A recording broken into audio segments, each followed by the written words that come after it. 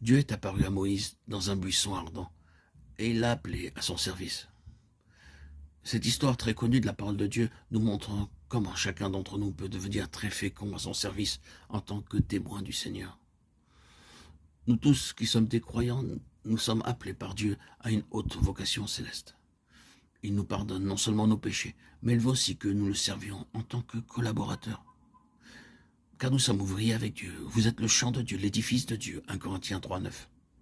Puisque nous travaillons avec Dieu, nous vous exhortons à ne pas recevoir la grâce de Dieu en vain, 2 Corinthiens 6,1. Ce privilège n'est pas donné aux anges, bien qu'ils soient puissants. Il nous est dit nulle part dans la Bible qu'ils sont les collaborateurs de Dieu. Mais nous autres, êtres humains, nous sommes appelés à une haute vocation, celle de construire pour Dieu un sanctuaire glorieux, éternel et céleste. C'est un mystère qu'aucun d'entre nous ne peut comprendre par le moyen de la sagesse ou de la connaissance de ce monde. Nous l'acceptons simplement par la foi, et c'est aussi par elle que nous devons être préparés à prendre notre part. Dieu veut que nous soyons remplis de sa plénitude pour construire ensuite sa demeure éternelle. Nous pouvons voir brièvement dans ce récit comment Dieu prépare ses serviteurs en vue de son ministère. Avant que Dieu apparût à Moïse et qu'il lui confiât sa grande tâche, celui-ci avait essayé de servir Dieu avec son propre zèle, et il n'avait alors que des échecs. Bien qu'il eût fait un grand sacrifice en refusant d'être considéré comme le fils de la fille du Pharaon, qui lui ont déployé beaucoup de zèle en servant le peuple de Dieu et en essayant de lui venir en aide, il subit des échecs. Il a dû s'enfuir d'Égypte et se cacher au désert dans la maison de son beau-père pendant 40 ans. Cela montre que notre zèle humain ne peut pas nous rendre utiles pour Dieu.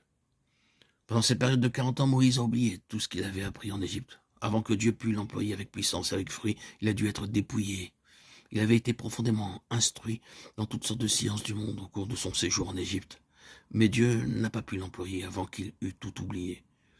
Ainsi, aucun d'entre nous ne peut être de quelque utilité à Dieu à cause de ses qualifications, de sa sagesse ou de son habileté. Pour être un vase utile entre les mains de Dieu, nous devons d'abord avoir une expérience personnelle du Dieu vivant et plein d'amour. L'ange de l'Éternel est apparu dans une flamme de feu au milieu d'un buisson. Moïse regarda et voici le buisson était tout en feu, et le buisson ne se consumait point. Exode 3,2. Dieu lui montra qu'après ce séjour de 40 ans dans le désert avec son beau-père, il était devenu semblable à un buisson desséché. C'est dans ces conditions seulement qu'il pouvait entièrement dépendre de Dieu et de sa parole pour le servir et le suivre. Le feu dans le buisson lui a permis de voir combien Dieu est saint et combien il désire cependant vivre en nous. De façon symbolique, cela fait allusion à l'expérience de la nouvelle naissance. L'expérience nous montre que rien de bon n'habite en nous. Romains 7,18. Selon les principes et les exigences de Dieu, nous devons être en possession de la justice éternelle pour être ses collaborateurs à tout jamais dans son royaume céleste. À moins d'être rendus justes pour l'éternité, nous ne pouvons pas faire partie de ce royaume.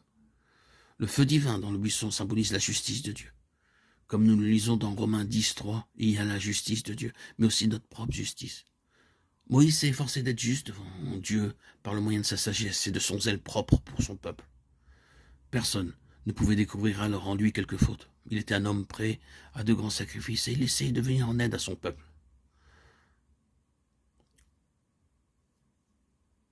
Cela le rendit propre juste. Tout service que nous rendons au Seigneur avec notre propre justice ne peut pas lui plaire.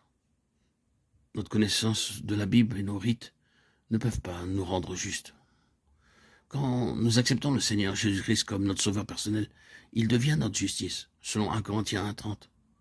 Le Seigneur Jésus-Christ lui-même a été fait pour nous sagesse, justice, sanctification et rédemption.